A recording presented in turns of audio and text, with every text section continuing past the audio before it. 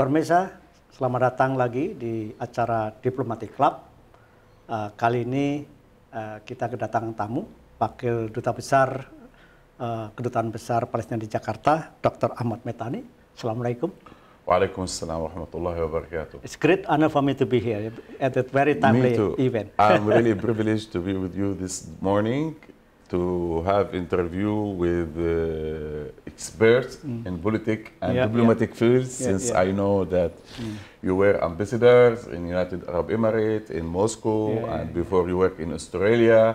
So I'm lucky to be with you this morning. Thank you, thank you. This is not very serious, a bit serious sometimes, but it's light. You know, that's based in my book. It's light. And entertaining diplomacy. Okay. First, I would like to ask you how's your impression about Indonesia before you come here? I know that you were posted in Malaysia, which is similar. You know, we speak a bit similar language. And how do you find the communities between Malaysia and Indonesia? And you know, you are here for 6 years. And what do you expect our relations in the future? Mostly, the topic of Palestinian and Indonesia is occupied by all politics thing, you know. Right. But actually, there are many areas, you know. When I was in Abu Dhabi, I met a lot of friends, including the Palestinian businessmen who come here very often. And I judge that actually there are many things we can do in terms of trade, investment, and so. You know, how do you see about that? Actually, I was lucky while I was in Indonesia. Came before I was posted here. In 2009, I took a protocol training course here in Indonesia, in IDFR for 3 weeks. And in 2010 also I came for international law training course in Indonesia. So before I moved to Indonesia, I have like little idea about Indonesia. Continue with your impression about Indonesia. Yeah, I'm lucky to work here. Indonesia has been in forefront in supporting world peace and human rights. Allow me to thank the Indonesian people, the government, and the leadership for their continuous support for Palestine. Really, during the last 4 weeks, as I was touched with Indonesians, how they react, what's going on in Palestine. Last Friday, I went to school in Bugur called Salman Farsi School. And once I entered, it was morning. Really, they make my day.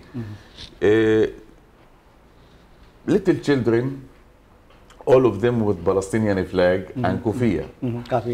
And you know, they welcome me in very warm way. Really touched my heart. And in my embassy, every day I receive people from Indonesia for solidarity. And so many schools comes to the embassy. And these people, these young children, they try to understand what's going on in Palestine. And I really enjoy with them, and I try to explain to them in details. Some of them are crying. And I feel that Indonesia beside and behind us. And this new generation will be freedom and peace-loving people in the world, and will be supported. And inshallah, some of them will be leaders. You know, Indonesia is far away from Palestine, but still the Indonesians share our pain. And I receive some people in the embassy really very old. And they come, even they cannot speak English, and I bring my translator, and they talk about Palestine and cries. Sometimes I feel no need to explain for Indonesian what's going on in Palestine, because they follow more than me. They follow the news more than me. Especially now with the social media, everything this is there, about the people in Indonesia.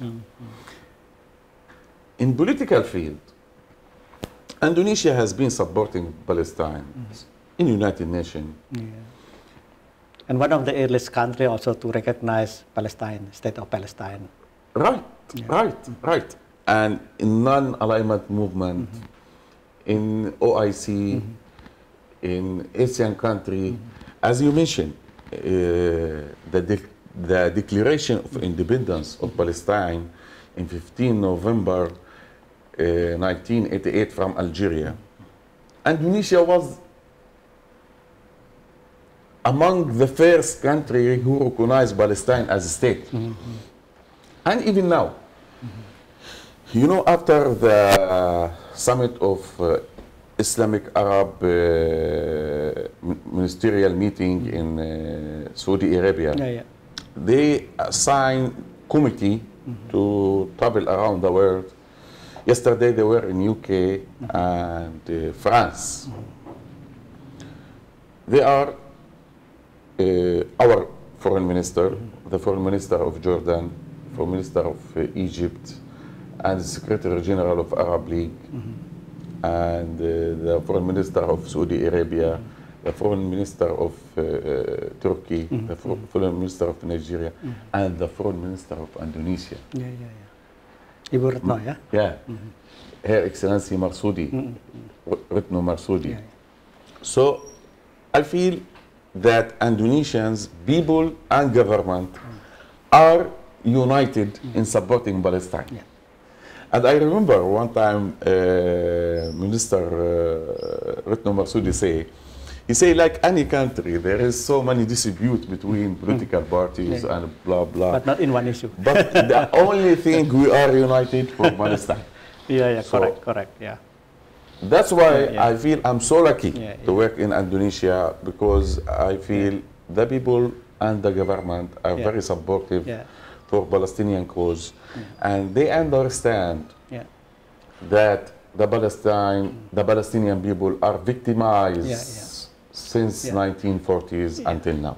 Now, following your statement, Indonesia is also so diverse, we are the biggest Muslim country in the world, but we have also big number of Christianity, Hindu and Buddhist and so on. You know?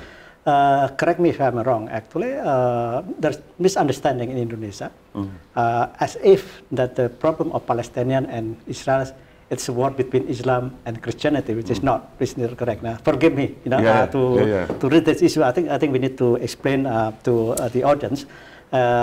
If I'm not mistaken, the wife of Yasser Arafat, was PLO leader, Christian, and then one of the best spokesperson, you know, Hanan Asrawi, and then one of the best negotiator, George Habas, you know, they also, George Habas was, Could you tell me the speaker of our president, Nabil Aburdani, also? The percentage of religions roughly in Palestine at the moment. Do you know, brother, and in Palestine, we are Christian and Muslims, we are Palestinians, and we face the same tragedy. Personally, most of my friends are Christian, because we don't differentiate between... Just like in Indonesia also. Of course, we don't differentiate. And if you notice what's happened in Gaza, by the way, they attack all infrastructure in Gaza. Mosque, church. Church also. 3 churches destroyed. More than 156 mosques partially destroyed, and more than 60 totally destroyed. Universities, schools, some of them UNRWA schools, buildings, houses, towers, hospitals, ambulance, bakeries. Everybody inside Palestine is targeted, from stone to the tree to the human being. So, reply to your question, they attack 3 churches in Palestine. And before, they seized the church in Bethlehem. And they killed some of our Palestinian Christian, and others, they they took them as a hostage and sent them to Gaza. So our problem, it is not really just a problem. Even we don't have problem with Jewish. Yeah. Jewish was Because I saw in the television also that many Jews also protested against their own government. Yeah. I tell you, the Jewish people came in 1940s, and my father and mother told me, because they were, I mean, quite old. I'm originally from Haifa and moved to Nablus. And our people received them as a guest in their houses, and they feed them and give them shelter because they were run from Europe countries after the Holocaust. Yeah. And some Jewish community, they admit they were never respected as they were respected in Muslim countries and Arab countries, because a lot came to Morocco, Iraq, Libya, Yemen, and others. But the problem started with Balfour Promise. Once they give what they don't own to the people they don't deserve. We have a problem with Zionism ideology. With state of Israel, not with the Jewish people. By the way, so many Jewish people supported the Palestinian cause in USA. And now I want to tell you about that. Professor Naum Chomsky, I know you know him. Yeah, he's very famous. Yeah. And I quote, he say that Israel government rely about historical story more than 2,000 years ago. Yeah. Nobody in this world can accept or agree about historical story of more than 2,000 years ago. And if somebody want to play that game, the Palestinians have references before 2,000 years ago in Palestine. Yeah, already there. Yeah. Regarding the religious excuse,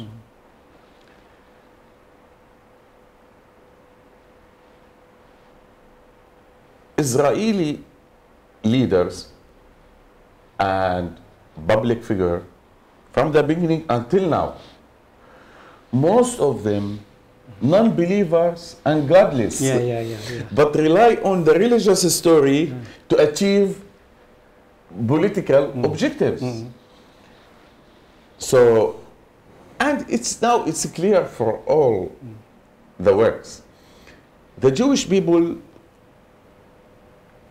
had so many problems in Europe countries. Before the Holocaust, so many massacres happened to them, and there were discrimination in the country. They don't allow them to stay in their places.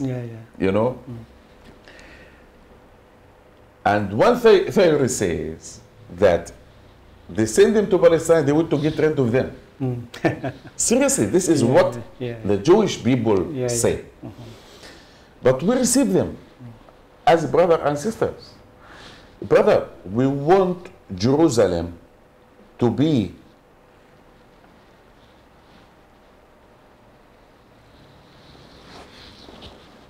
the place for dialogue for all prophets. We don't have a problem with religion. But Israelis try to create fake stories, to give them the right to take Palestine and kill the people in Palestine.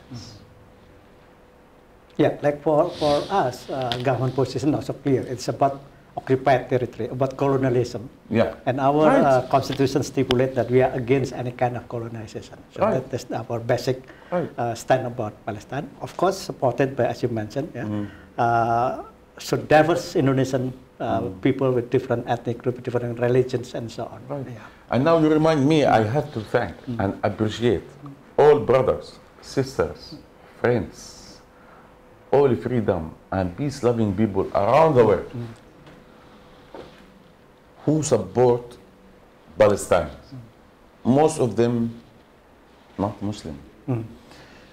Last week it was demonstration in UK, more than 500,000. Oh yeah, 500,000. In USA, Yeah, yes, in also. France, so many demonstrations in different cities. And also in because Australia. they are still human. Yeah. They're still human. But Also, there's a boycott in workers' union in Australia on the ships carrying out supposed to be military equipment from Israeli ships, and they were boycott. And yeah, they do. But I want to say that Israeli has corrupted the Western.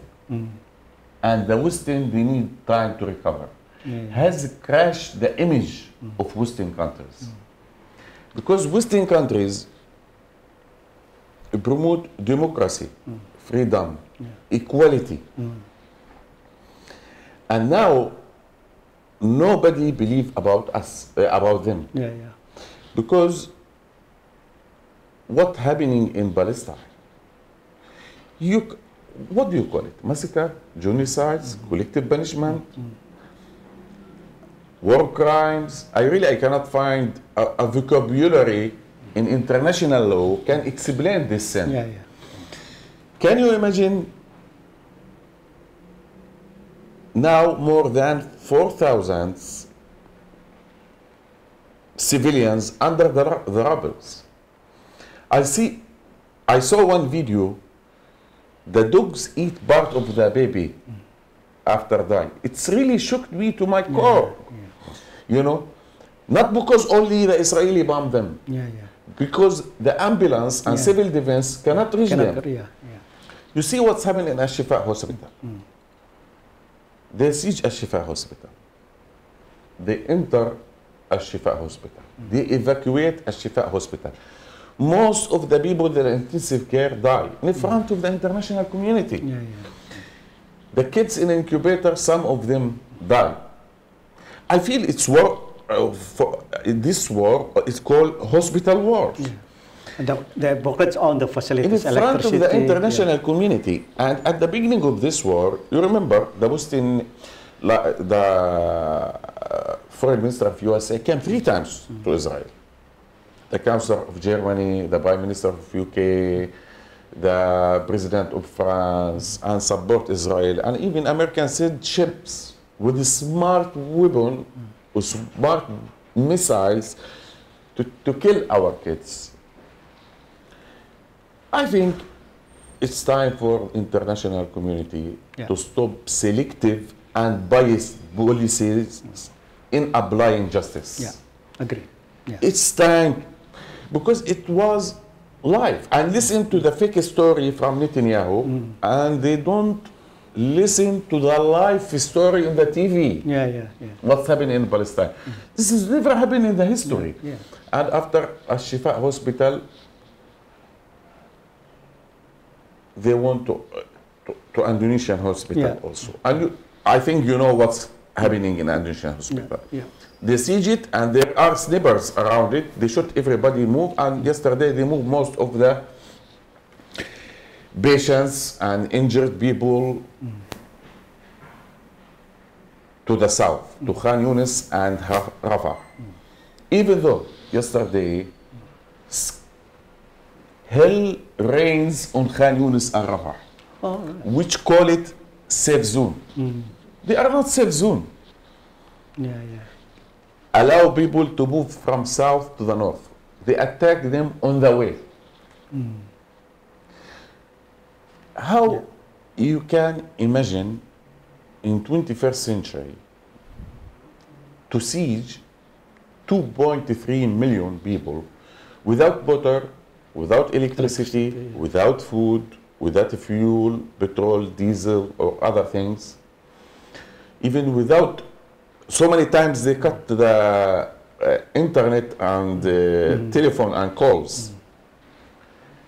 And the international community sometimes condemn and sometimes give few words of sympathy.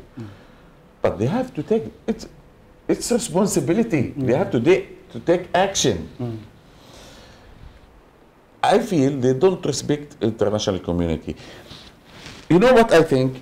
After they bombed Al-Mahmadani Hospital, or call it Al-Ahli Hospital, and they killed more than 500 Palestinians and thousands of injured. Kids also. And the international community doesn't take a serious action. This is give them a green light to go to Al-Shifa, Al-Andonisi, Al-Rantisi, Al-Aqsa, and other hospitals. Do you think? I know you are ambassador and politician.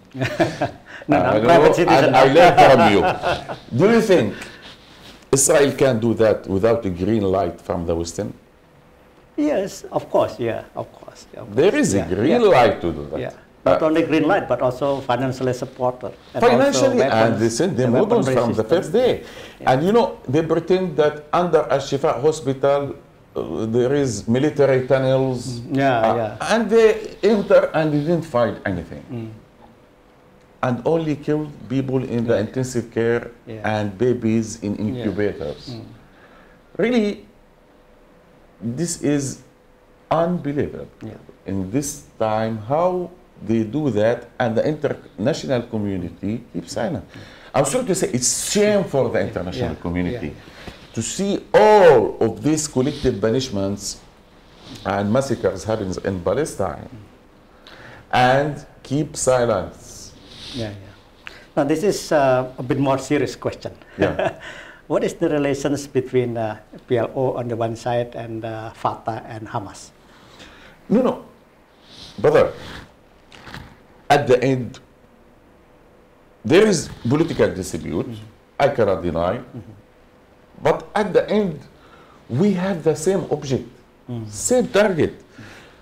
Fatah, Hamas, all PLO parties, they want to liberate Palestine. You know? And, you know, in Palestine, in every house, you can find somebody is Fatah, other is Hamas, other he's with George Habash, as you mentioned, you know. So you think once they bomb in Gaza, they differentiate between Fatah and Hamas or other PLO parties? This is very internal problem, and it will be solved. Brother, in every country, you can find political dispute between parties, like America, between Republic and Democratic. This is not the issue. The issue is the occupation. The issue, the main issue is the occupation. Okay. Few days ago, I think the Palestine Prime Minister Stayeh, Palestine Prime Minister Stayeh reported in the Indonesian paper as well, saying that Indonesia could not be a not negotiator, could not be a mediator, because Indonesia is pro-Palestine. So Indonesia should support Palestine. I remember there was an experience in Indonesia in 1947 when the Dutch, also came again to Indonesia with military power, and that attract attention in the United Nations, and finally a good offices committee was established. And there are 3 representatives. One represented Indonesia, that's Kirby from Australia. And then the Dutch appointed Belgium Representative Paul van Zielen, and then US the neutral one like Frank Graham. So this might be a good idea, to not. I mean, it's so complicated, but I think it's good also possibly that UN again, establish like good offices representing those, and if we could be representing Palestinian, for example, and then as I mentioned at the beginning, now the minister Rutno Marsoudi with my minister in UK and France, in Europe country, and after that they might go to Moscow. We hope Indonesia to be a moderator, but does the Israeli accept that? They know that Indonesia supports our cause. Indonesia is the biggest Muslim countries, and it has influence in the international communities. And Israeli know that the government here and the people supporter of Palestine, because Indonesian believe they don't support any occupation. They don't support any occupation, and they believe about human rights and peace in all over the world. They want other country with double standard strategy to be negotiator or to be moderator. That's a good point, you know. If you and again reestablish that good offices committee, you know. You know, brother, if you notice our president's speech in the United Nations every year, he asks, and of course, the United Nations, everybody knows that the biggest organization, to have international conference for peace. And he challenged them to implement one United Nations resolution or Security Council resolution. And the world doesn't react, which support Israel to behave as a state above the law. Brother, peace is our ultimate goal. It's Palestinian, Arab, and international interest. Actually, it is within our reach if there is political will and sincere intention to achieve it for better life for our people. But Israeli government nowadays, most of them are extremists, the extreme government. From the right wings, you know. Especially now you know, 2 weeks ago, one minister says that why we don't bomb Gaza with the nuclear. Can you imagine? Other minister says we have to kill all the children in Gaza because those kids, once they grow up, they will be terrorists. Other minister in West Bank, Ben Ghafir, he distributes thousands of weapons on the settlers. What is it? Thousands of weapons. Weapons. Mean 16s and other on settlers to attack our villages and farmers. By the way, in this world, there is, in my opinion, there is strategic target for Israel. Once they attack the whole infrastructure in Gaza, as I mentioned before, I would repeat, hospitals, mosques, schools, church, schools, ambulance, bakeries, houses, towers. Now, 50% of the houses in Gaza destroyed, which means more than 1 million homeless. And in West Bank, once he give weapons to the settlers, they distribute a statement on our villages in West Bank, move to Jordan fast before we kill you. So the strategy, in my opinion, for transferring our people, because Gaza, now, in their opinion, it is not suited for life. If no school, no hospital, no universities, right? No house, because they have a bigger problem, big strategic problem. Because the population of Palestinians between the river and the sea more than the population of the Jewish people. One state solution cannot be. Two-state solution cannot be, because 800 settlers in West Bank. Already. So they want Palestinians to leave their house and leave the country. They have two choices: to kill us or to travel away. travel away. So that's why maybe you ask yourself, why are they attacking civilians? Why do they attack hospitals, schools, schools, ambulance, water source, bakeries? So this all infrastructure destroyed in Gaza, which means they want to have Gaza not suitable for life. Suitable for life. And by the way, now because the war on Gaza, all of us focus on Gaza, even myself. But if you know what's going on in West Bank, they arrested more than 3,000 people. They killed more than 200. This morning, they attacked Hebron, Nablus, Jenin, Bethlehem, every day. Yesterday, they killed 7 in Tulkarm.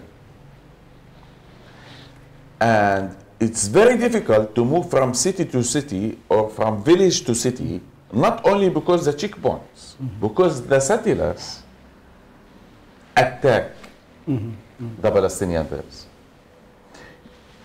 They put 800,000 settlers in West Bank because they want the two-state solution impossible.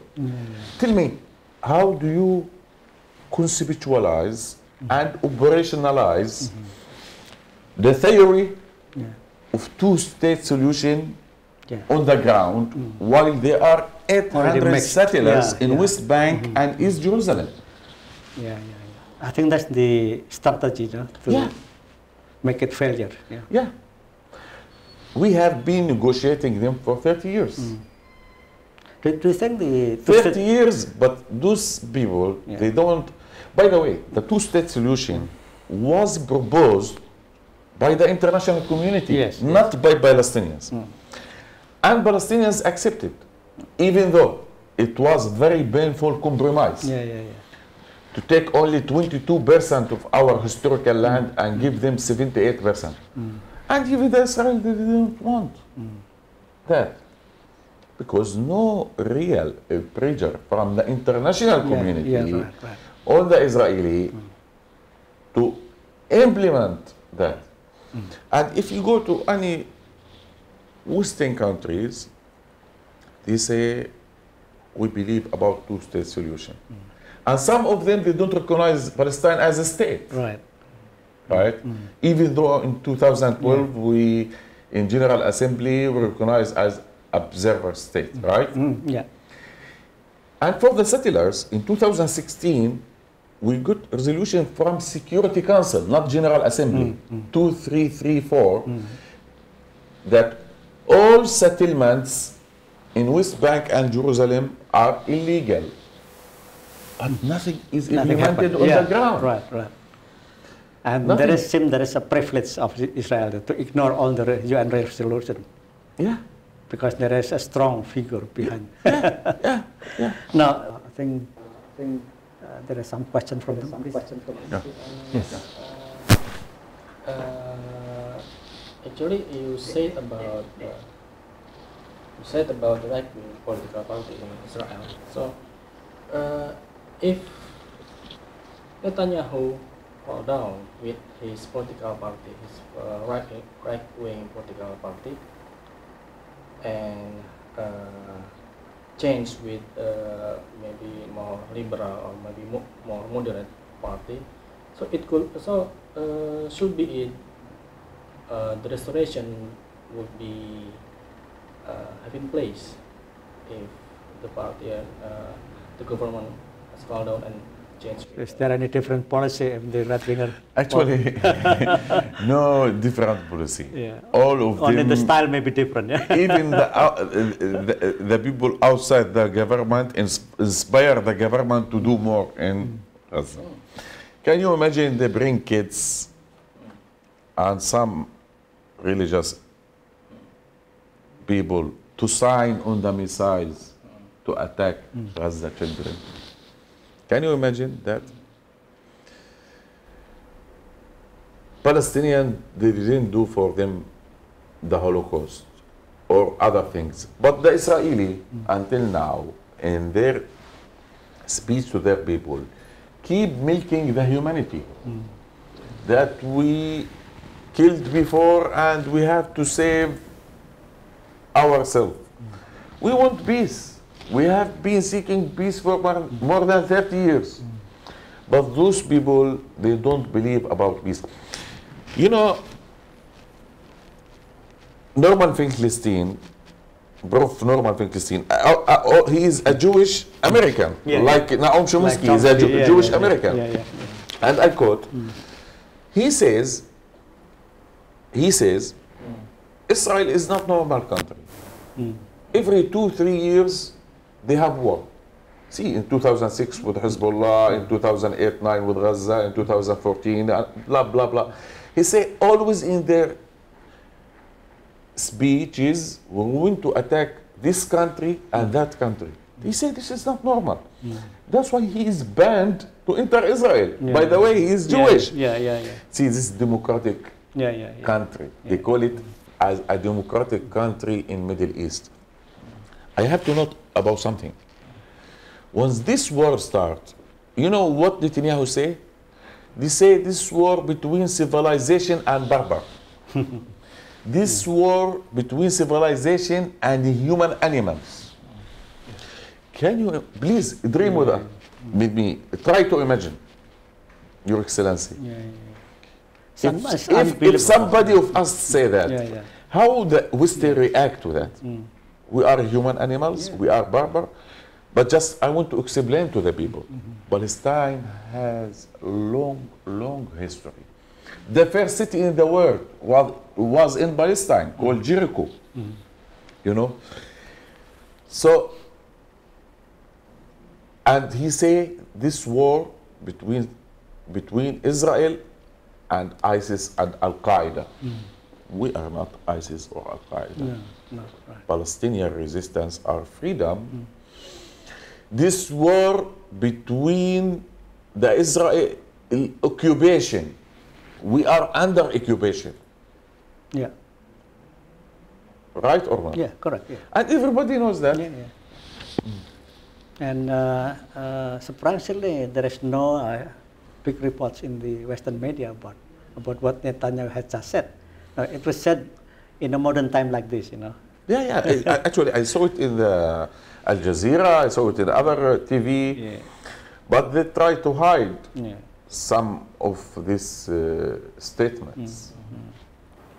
Can you tell me about how apartheid Israel in West Bank and in Gaza? Because their experience, because I watched Al Jazeera, something like that, and they share the experience about apartheid. Of course. I am from West Bank. I cannot go to Gaza. And people from Gaza cannot come to West Bank. Brother, you have to understand that Palestine under occupation. Even myself, I am diplomat. I cannot invite you to West Bank. I cannot give you visa. Because the border controlled by the Israelis. And between West Bank and Gaza, there is areas. We try our best from West Bank to send medical assistance or to take some injured people to the West Bank hospitals. They don't allow. So they divide between West Bank and Gaza. That's why our president say, no state of Palestine without Gaza. And it was very clear. Palestinian state should be East Jerusalem, West Bank, and Gaza united. Okay, other question? Yes? Thank you. Pak Wahid, Mr. Councillor, my name is Gary. I'm from kuatbaca.com, and speaking about Al Jazeera and all over mass media in the world, we observe that the conflict or the clash is not only on the field, on the real in Gaza or in West Bank, but it also has a clash of narration in the mass media, narration between pro-Palestine and pro-Israel. And if we mapping the actor, we can say that it is a Al Jazeera TRT word or some small mass media in the world versus West media and the rest. Right. Something like that. So this clash of narration between pro-Palestine and pro-Israel. We also observe that it addressed quickly by Palestinian diaspora all over the world. Some of them are influencer and it's effective.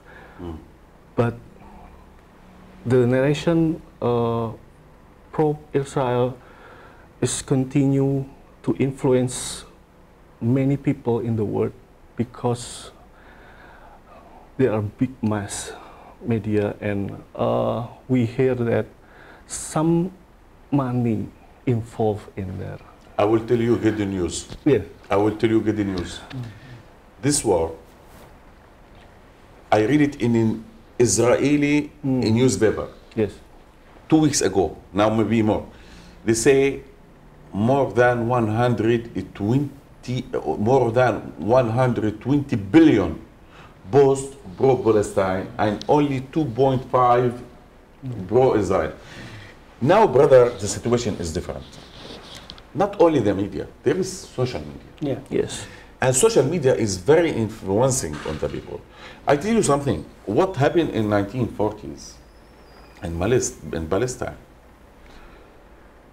60 massacres happened, 500 villages destroyed, more than 800,000 people displaced, and others. But in that time, no media, no social media, nobody knows what happened. I know because my father told me. But other people in the world, you know, even in 1982, or what happened in Sabra and Shatella and others, you know. Yes. So the social media now is different than before. By the way, even they killed 200 journalists and reporters in Gaza. Yes. 60 of them officials with the channels, 140 volunteers. See, they target them. You know? But nowadays, I think the situation is better. You know, 10 years ago, I done a research, qualitative research. How can social psychology theories be applied to achieve strategic political objectives? And it was case study compared between September 11, Sabra and Shatella, and what happened in Rwanda between Tutu and Hutsi. And it was in the University of Malaya, my sample, which means quite educated. They killed in Sabra and Shatella 3,000 Palestinians. In September 11, 3,000 American, right? In Rwanda, more than 900,000, right? Once I get, after the interview and the reply, I noticed only 2% of the University of Malaya students know about Sabra or Shatella. Only 1% know about Rwanda genocide, even though 900,000 people killed. But September 11, my sample 100%. And my paper on the Google, you can find it. 100% they know, because the mass media. The media, right. And they call it war and terror. Started that expression, right? So the media is very important. But nowadays, in this war, they cannot defeat us. Because there is so many activists in social media, and they can explain to the people. There's no control, and also, you know, I mean, it's so free. You know, everybody can be, can run a social media. By the way, Israel threatened the Palestinian diplomats, especially in Europe countries and others, because they try to convey the real story. They call them terrorists. Even they call our president, see how they use it, diplomatic terrorists. You know? Because they want us to keep silent, not to say what's going on in Palestine, but we will continue, inshallah. to explain to the international community what's going on in Palestine. So what's your plan and Palestinian plan to continue pro-Palestinian narration, to continue to tell the world the fact about this? Brother, yes, we will continue our legitimate struggle.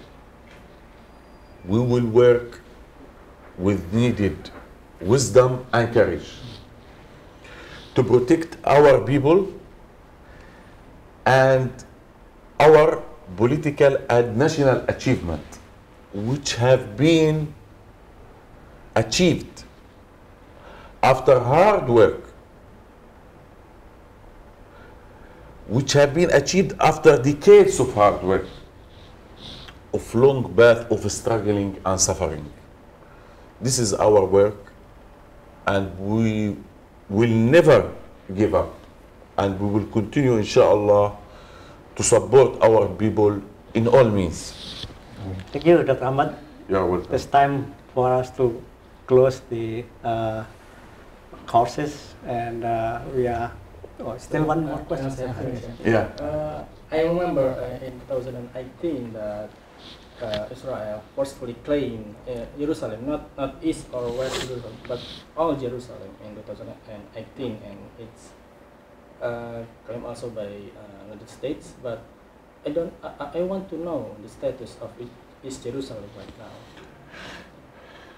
This is that time of deal of the century, right? Yes. That is Jerusalem United, the capital of Israel. Of course, this is illegal, even based on Security Council resolution. Yeah. And nobody accepted. Only Netanyahu and Trump, right? No. We have United Nations resolution support us.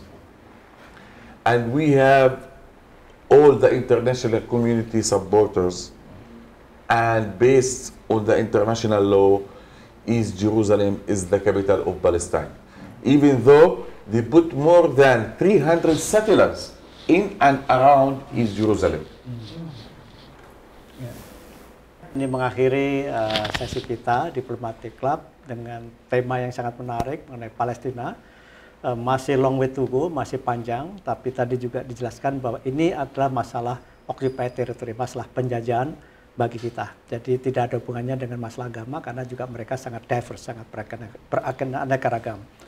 Dan juga tadi kita singgung bahwa Palestina sendiri mengakui kedekatan Indonesia bukan hanya dari segi government, pemerintah, tapi juga dari masyarakat, yaitu people to people, seperti diwakili oleh Mercy. Jadi ini satu cerita panjang, dan ketika ada isu agar Indonesia menjadi mediator, Perdana Menteri Palestina bilang tidak mungkin karena Indonesia pro Palestina, jadi tidak mungkin mediator. Mediator harus netral, dan kita tidak netral. So itu intinya, dan terima kasih. Sampai ketemu pada acara Diplomatic Club yang lain. Wassalamualaikum warahmatullahi wabarakatuh. Waalaikumsalam warahmatullahi wabarakatuh. Thank you. So have a nice day. Thank you. Thank you. Very Thank you, interesting. brother. Hope you answer your question.